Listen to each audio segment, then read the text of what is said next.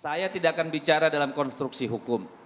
Karena saya percaya hari-hari ini Mabes Polri itu pasti sedang memanggil ahli bahasa, ahli hukum, ahli psikologi, ahli gesture untuk menentukan apakah masalah ini punya konstruksi hukum yang layak diteruskan ke pengadilan. Dan kalau dibawa ke pengadilan itu hal yang biasa. Sebagai negara hukum, jadi nggak usah kita berpolemik. Nah, tetapi saya ingin sampaikan kepada senior saya ini, Bang Egy Sujana. Saya mau bilang begini, bahwa demokrasi, ya seperti misalnya nih, saya mau mengutip nih, saya tidak hafal semuanya ya.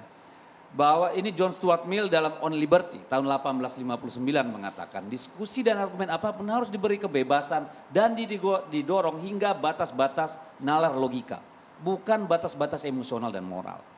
Ya, jadi tidak boleh diskusi berhenti hanya karena ada kontroversi atau orang tersinggung. Tetapi beliau mengatakan bahwa ada yang namanya prinsip kerusakan, harm principle, ya, yang mengatakan bahwa itu adalah sebuah bentuk pembatasan atas kebebasan berbicara yang berbunyi. Satu-satunya saat di mana kekuasaan boleh digunakan untuk menekan satu individu adalah untuk mencegah kerusakan pada individu-individu lain. Dan inilah yang menjadi dasar ya logika dari artikel 19 dan 20 ya ICCPR, International Convention on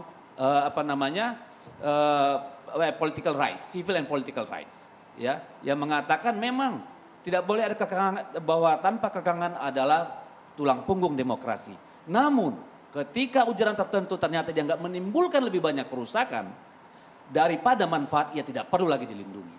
Itu Covenant yang dalam sudah case kita Edi Mulyadi. Ya, Bang begini, Deddy. yang dilakukan oleh Edi Mulyadi, kita mari bicara teks dan konteks. Oke. Ya. Teksnya yang dia jelaskan tadi menurut versi dia. Menurut versi orang lain beda. Dalam konteks orang yang merasakan, meskipun saya tidak lahir dan besar di Kalimantan, sebagai wakil rakyat yang dari Kalimantan, saya merasa terhina. Ya, merasa sangat terhina. Karena dia menganalogikan ya Kalimantan itu sebagai daerah tempat jin buang anak. Artinya tempat yang maha jauh, tempat yang orang tidak mau datang. Tempat yang sangat terpencil, hantu belau, genderuwo yang ada di sana. Hei Bung, Kalimantan itu ya sejarahnya bisa dirunut sampai 8.000 tahun sebelum Masehi. Dari mana Anda bilang Amuntai itu tahun berapa? Ya, ini sejarah yang panjang. Yang dia hina itu adalah sebuah wilayah hidup. Di mana di situ ada kebudayaan, di situ ada sejarah, di situ ada tradisi, di situ ada kehormatan dan segalanya. Jadi yang dihina bukan hanya orang Dayak, tapi seluruh etnik yang ada di Kalimantan sebagai sebuah ruang hidup yang hanya layak untuk monyet. Ini yang menjadi persoalan. Supaya kita paham bahwa luka yang ditimbulkan pernyataan itu sangat dalam. Saya mau menyampaikan, ya lebih bagus saya bicara di sini berapi-api. Supaya saudara-saudara saya di Kalimantan bisa terwakili. Cocok. Karena yang mereka rasakan ini, ya Kalimantan itu sudah kita perkosa puluhan tahun Pak. Batu baranya kita ambil, rakyatnya kita pinggirkan. Hutannya kita tebang, rakyatnya kita usir. Ya, kita sedot minyaknya, kita ambil batu baranya, kita ambil gasnya, kita tinggalin apa? Apakah orang Kalimantan minta negara memindahkan ibu kota negara ke sana? Enggak. Lalu kenapa Edi Mulyadi dan teman-temannya mengatakan bahwa itu tempatnya segala gondoruo, ya, kuntilanak dan monyet? Yang hanya layak ditinggalin monyet. Berapa juta orang dari Jawa ini pergi ke Kalimantan cari makan selama puluhan tahun ini. Kehilafan dan minta maaf tadi tidak cukup, nanti dulu, Bang Deddy. Nanti dulu, pahami dulu luka yang dalam ini.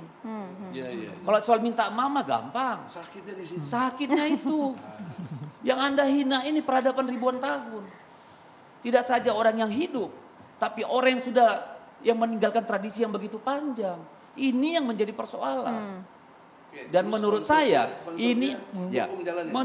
hukum harus jalan. Karena itulah pengadil yang seadil-adilnya.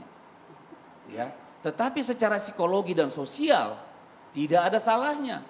Ya, saya kira sudah cukup dewasa saudara-saudara saya di Kalimantan untuk menerima orang meminta maaf secara langsung. Karena di sana adat sangat dijunjung tinggi, Pak. Lembaga adat di setiap desa itu ada.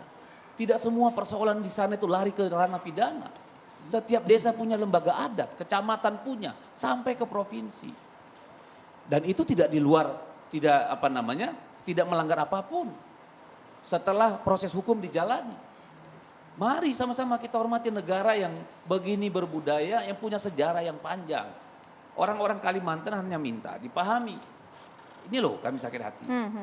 Gitu loh. Jadi jangan dikira hanya bilang maaf dan it's okay. Lalu cari pembenaran. Maksud gua kan begini. Nenek lo. Itu maksud lo. Jangan paksa gua ke dalam alam pikiranmu. Anda tidak bisa memaksa orang Kalimantan masuk ke cara berpikir Anda. Oke, kita sudah tangkap. Ya? Jadi itu saya kira.